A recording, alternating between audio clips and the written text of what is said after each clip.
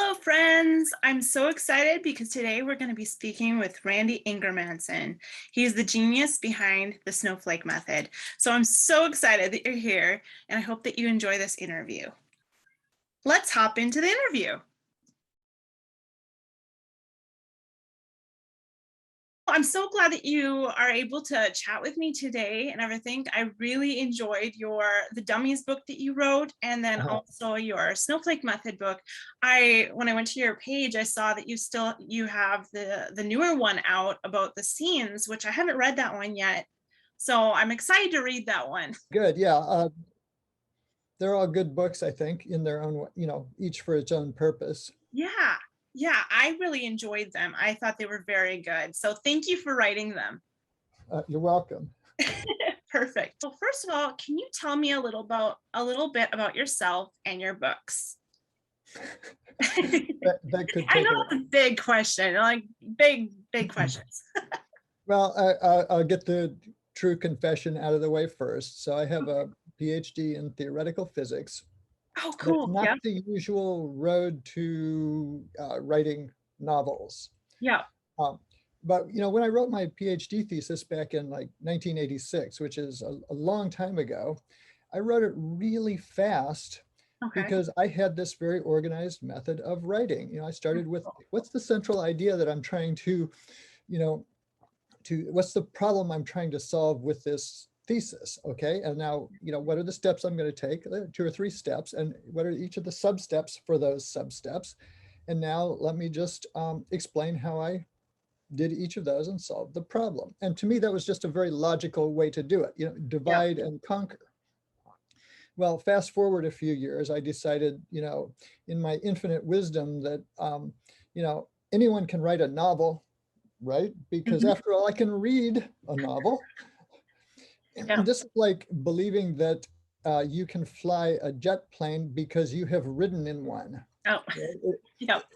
It's not terribly logical, but that was my belief. And so I just started writing. And 12 years later, I published my first novel. And then, soon after that, people started asking me to teach.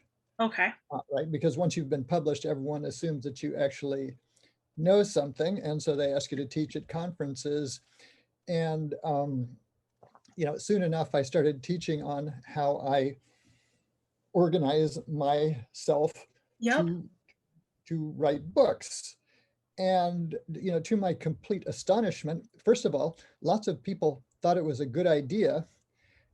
And secondly, nobody had ever thought of it before in exactly that way, because I used this this analogy to a snowflake fractal. So a fractal is a mathematical object, and being a mathematical kind of a guy, I think in terms of, geometry and math and stuff. Totally. And so to me, it just seemed obvious that the same way that you can use to draw this, snowflake fractal, which I show in my book, you can use that same method to write your novel. You start simple and then you just keep improving it and refining it. And at every level, it's perfect. It's nice and symmetrical, but it's never done. Yeah. Okay. I thought that was so unique, like how you did that, because I feel like how you said that, like, it hadn't really been done.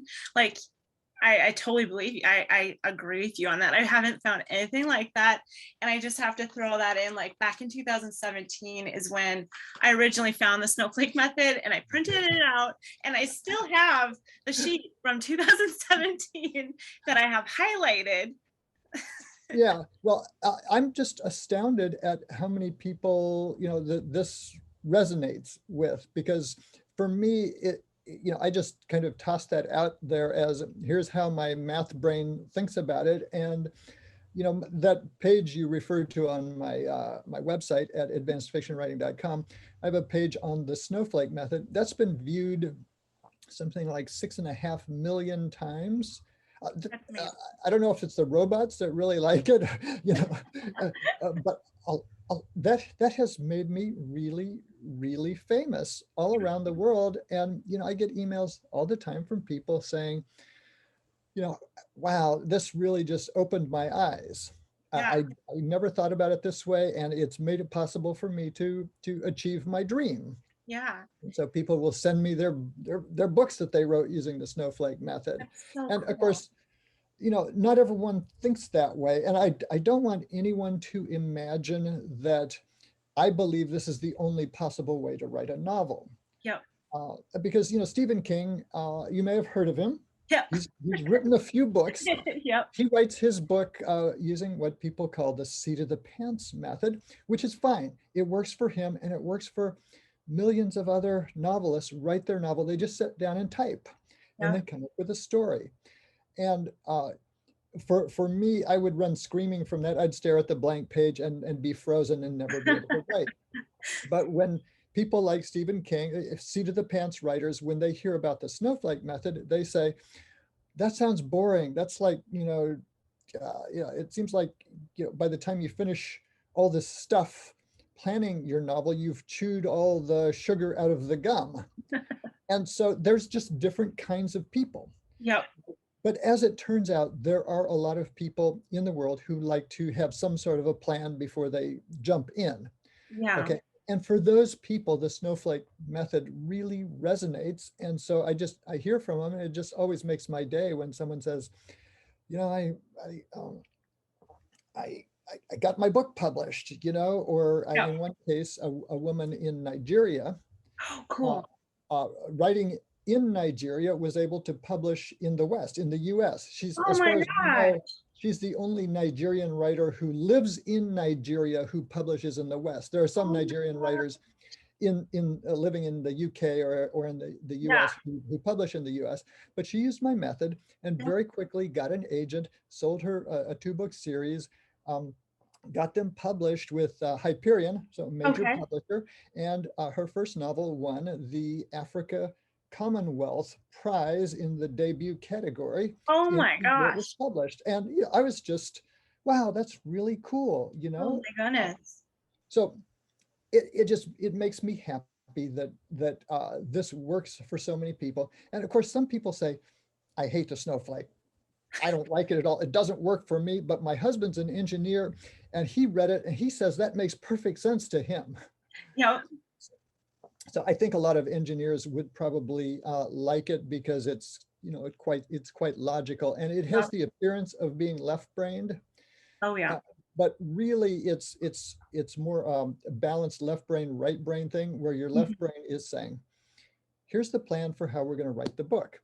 Okay, right brain, go be creative on this thing first, and Yeah. then on this thing next, and then on this thing next. So the right brain Right. isn't paralyzed by having to be creative on too many things at Yeah. once. That's what happens with me. And then my brain is like, oh, shiny. And then I start going off there and Yeah, singing the Moana song of shiny and everything. And yeah, yeah, so I really liked how you just break it down and you're only focusing on one thing at a time. And it's funny because I thought I was a pantser for a really long time until I found the Snowflake method. And I'm like, it does make sense to have a little bit of a plan so that you know where you're going, kind of like a roadmap. that's the way I think of it. And yeah, anyway, for people who like to do strategic thinking, who like to have a plan for how to get there, then it works nicely. And for people who just want to say, go out and drive, and Yep. I'll drive across the US and I'm not quite sure where I'm going, but I'll have a lot of fun getting there. They're going to hate the Snowflake, but Sure. that's fine. I don't judge people for wanting for being different, Yeah. because there's only one me, and I think Yep. everyone's grateful for that. Yeah, that's and to each their own, right? I guess everyone's Yeah, different. Like we have different fingerprints, so we're all different. So something works for one, and something might not work for the other person, right? right, yeah.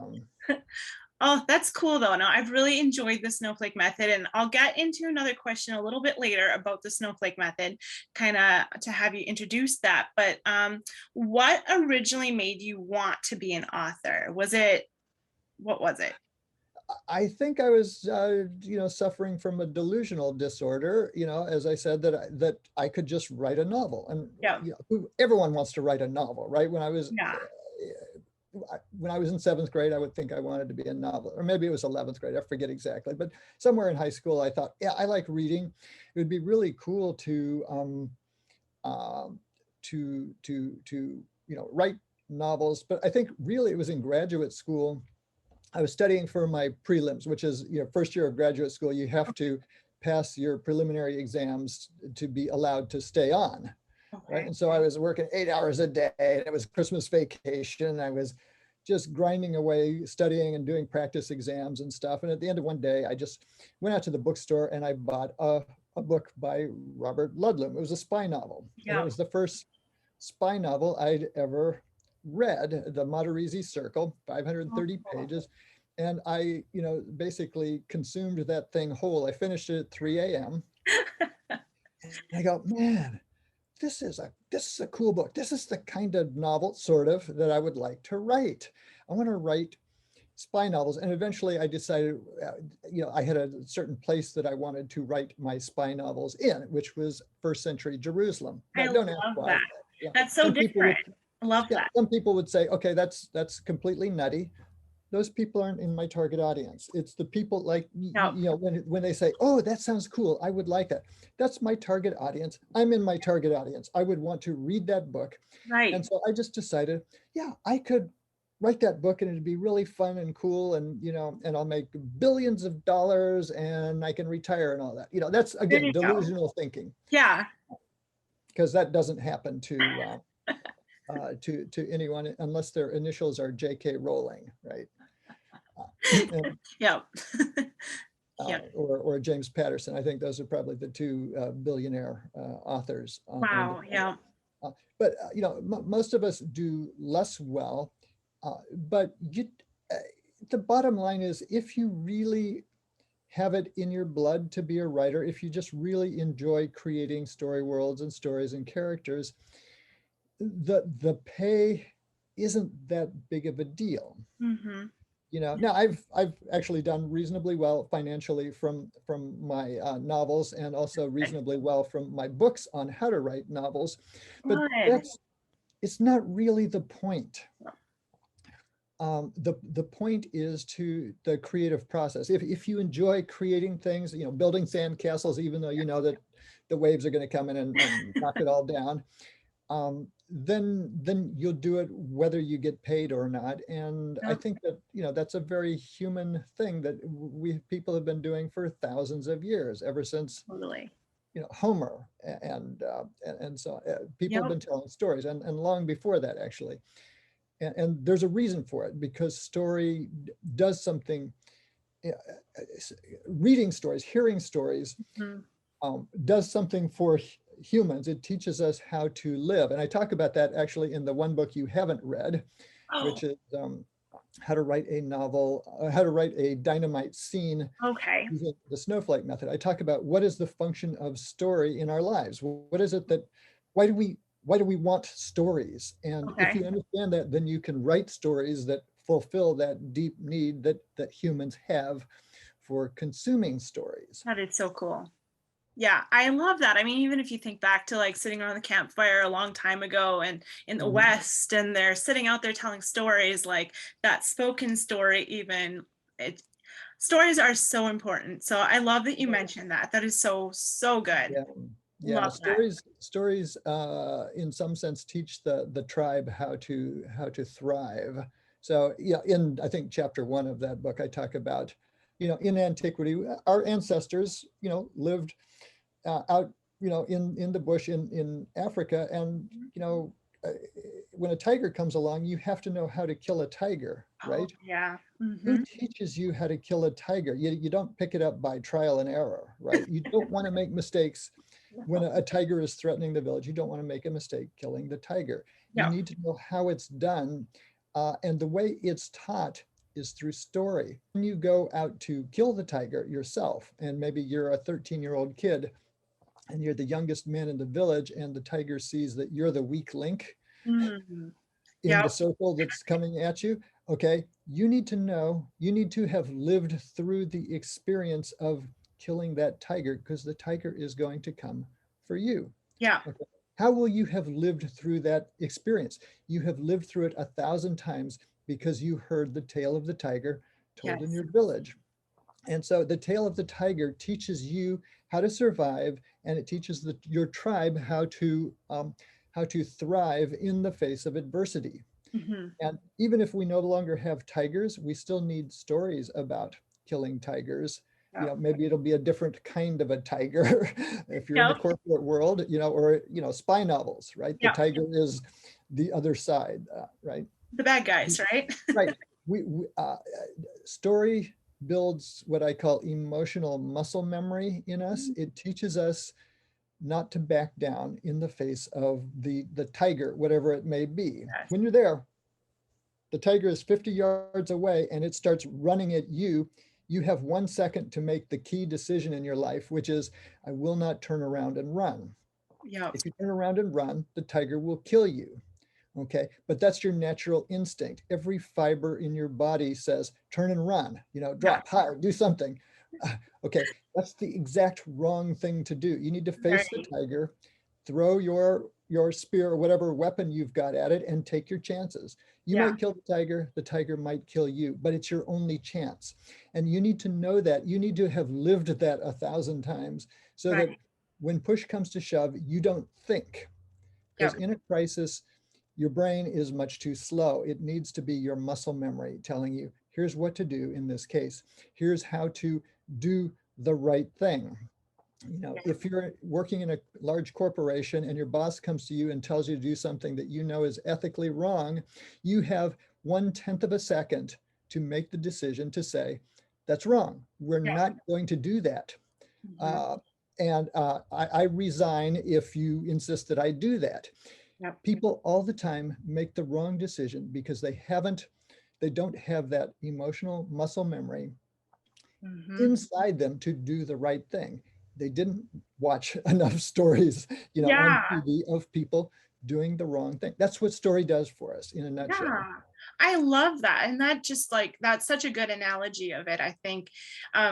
Like comparing it to the tiger or, the boss, the corrupt boss, or, anything like that. I think, man, I kind of want to say it was either C.S. Lewis or Tolkien that had a quote or something about fairy tales help people know that dragons can be slayed. I'm totally butchering it, but something along the lines of that. Right. And I totally agree with you. Yeah, I remember that. And, there's really, that's sort of a story where you're in danger. Yeah. Okay, but there's another kind of a story, romance novels. What's in danger there? Well, of course, there's something gravely in danger in every romance novel, and that is the relationship. So in a romance novel, the relationship is the main character of the story. Not the hero, it's not the heroine, it's the relationship. So that's good. The classic one that I like to teach, because I think most people have read it, is Pride and Prejudice, which I've read several times and watched on video probably 50 times. I have a wife and 3 daughters. I have to, that's awesome. I have to Yay, cool dad points. And the relationship is in danger. If you look at each of the 3 major disasters in that story, at each point the relationship becomes into mortal danger and it survives. Why? Because the people do the right thing. They have, Lizzie Bennet is particularly keen to find a good man of character, right? And she finds a good man of character, Mr. Darcy. He demonstrates his character by doing the right thing. And that's why he gets the girl in the end. That's why she gets the guy in the end, because both of them actually do the right thing. Lizzie stands up to, Darcy's aunt. And Darcy also stands up to his aunt, but he also goes and finds Mr. Wickham and, buys him off so that the relationship is saved. And so they're both doing the right thing, and that teaches us to do what the right thing is. And that's, I think, the main function of story, is to teach us how to live right, the best way.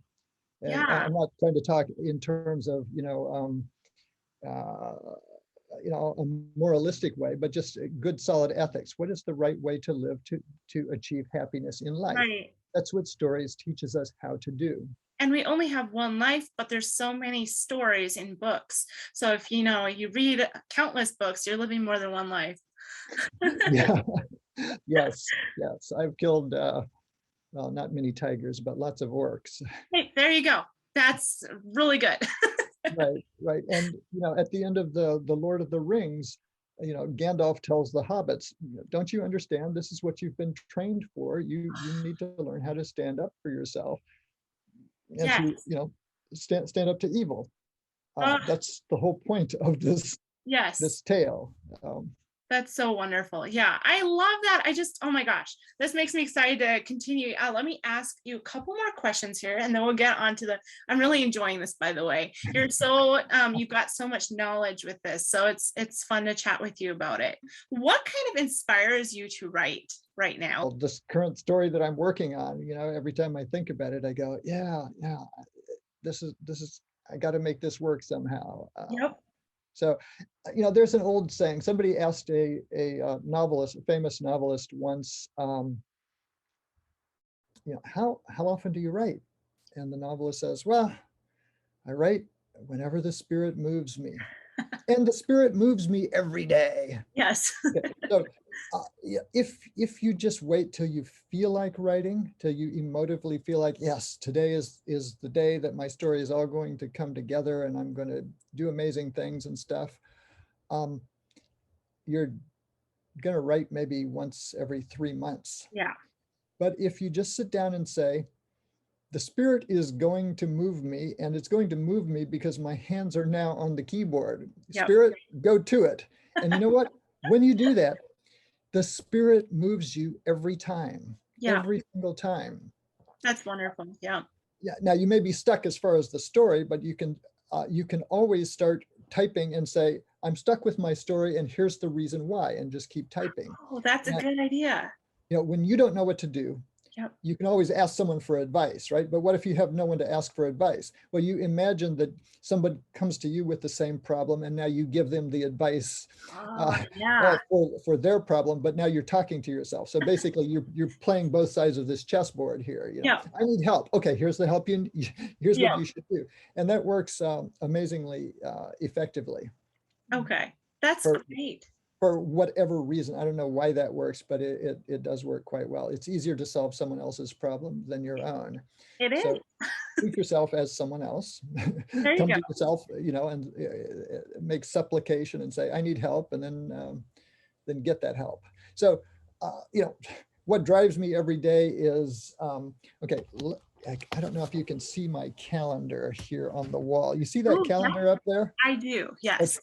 got a bunch of colored X's on it. Okay. Okay, those X's represent, they're actually colored circles, but those X's represent every day that I've sat down and done my 1 hour of writing for the Oh, day. wow. That's great. Okay. And then there's also, I have X's for other things too than just writing. But that's one of the things that drives me is I've got this sequence or this string. And let me look here for the writing.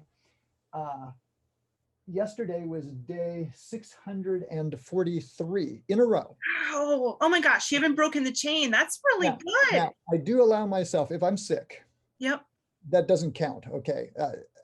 Because if you're sick, you shouldn't be writing, right? Yep. If I'm traveling, okay, and then I take weekends off typically. Yep. But 643 days in a row, and I missed this morning actually, but I will do it later today. Actually, Yep. after we finish talking, I'll sit down and do my 1 hour Perfect. typing. So that is one of the things that helps to drive me is Okay. 643 days in a row when the spirit moved me, Oh, and it that's moved because I sat down awesome. to be moved Yep. by it. So that's a little trick. That's often attributed to Jerry Seinfeld. But Yeah. he denies that he came up with that trick. So nobody really knows who invented it. Yep. The don't break the chain, right? Right. Yeah. Exactly. And whatever it takes to get you to sit down and pick up the pen or put your hands on the keyboard and say, Spirit, move me now. And the spirit will for whatever reason. Yeah. That's wonderful. And congratulations for writing every single day for that many days in a row. That deserves an applause, honestly. That's wonderful. No. And, long distance runners know this also. You never feel like going out and hitting the road and doing your, 15 miles or whatever they do. But, if you just walk out and say, okay, I'm just going to go out and do a mile. Yep. a mile, and if I'm not feeling good, then I'll come in and break. But once you've done the mile, you know, if you're